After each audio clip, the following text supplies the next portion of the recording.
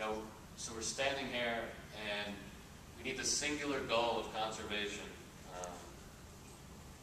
And there are a lot of different ways. You got to spread the message. LightsOutGreenEnd.org, we have a blog that updates probably 4 times a week with environmental news. You can go onto our blog also to take the pledge, LightsOutGreenEnd.org. You can sign up today for the pledge if you'd like to do it for your dorm room. And we just need the action now because we cannot wait any longer. And we need the collective community to step forward here. So, any questions? What does LED exactly stand for? Oh, light emitting diode. I don't know if that's that. And then Diode, yeah. a lot of people have problems with CFLs and the mercury content. Yes. Everyone always asks me about that, but I don't really. If you break a CFL, which some people say is easy to break, but I haven't had any problems breaking them. But if you break them, there is like a mercury content that'll spill out. There's different, you need to use like gloves and everything to clean it up, and you can dispose of it, or you can dispose of your CFLs at like Home Depot or something like that if they're dead. There's different suggestions on how to actually clean up that mercury. But the LEDs don't have any mercury in them. So a lot of like issues with CFLs are the quality of light. Some people don't like it. For example, it may flicker, and they're tough in dimmers and whatnot. The LEDs are perfect for all that. So actually the government had set up, probably over the last 5 years, an incentive program for millions of dollars to whoever sort of developed the best LED that could be mass produced.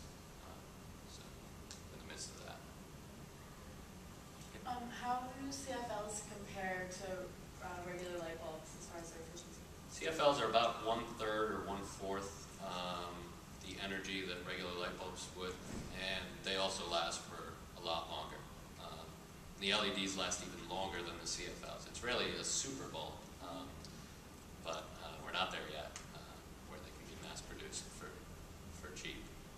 Here we have LED TVs now, right? Yes, yeah, and those use a lot less than your plasma or your LCD. So you can still enjoy the game or the movie on the big screen. So yeah, LEDs are, and actually you see LEDs a lot easy for outside lighting and for Christmas lights because they haven't found a way to make them great for indoors or to mass produce them when they're great for indoors. But for outdoor lighting, they're sort of, they diffuse the light fairly well. So they're already on Christmas lights and whatnot. I read the most interesting story about going green. Back in the 80s, the Wall Street firm, Solomon Brothers, they did as a cost-cutting measure, now it's going green too. They got the envelopes and they only lit half of them. So when they got it back, you could send it back. Oh. You could That's nice. reuse the envelope.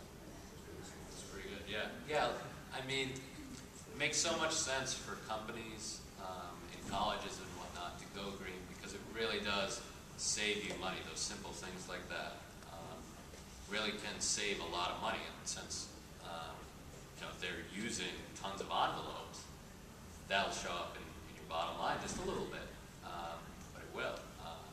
So they're really able to make a difference. In regards to recycling, like bottles and cans, is it really cost?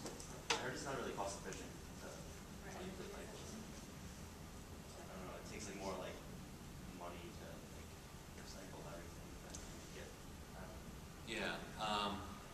Well, I know, for example, there's single stream recycling now too, in which they'll sort it for you. Some people were having trouble with the bottles hair, paper hair, in 2 different places. So you can just put it all together. And so that's another step that I'm sure uses energy. I don't know specifically whether it's cost efficient or not, but I know a lot more things are being able to be recycled, and so as that sort of, as they are able to recycle more and more things, you'll see recycled material used more and more. So it'll sort of be this sort of loop where you use, recycle, you know, remake and whatnot. Think about waste and how much it costs to transport and distribute and go through that route. It would take similar costs for recycling if you just eliminated waste entirely and, you know, could eventually transfer to recycling and be a similar amount of money, but not putting it in a landfill. Yeah, actually, Recycling eliminates the price of disposal and then creating a new product. So it's expensive, but, I mean, and also it's a business, like the people who are doing recycling are making money off of it, or they wouldn't do it. and they pay municipalities and cities for their recycling. So you're seeing a lot of cities and towns mandating that you need to put out your recycling bin every week because that's part of the money that they're making. They're making $70 per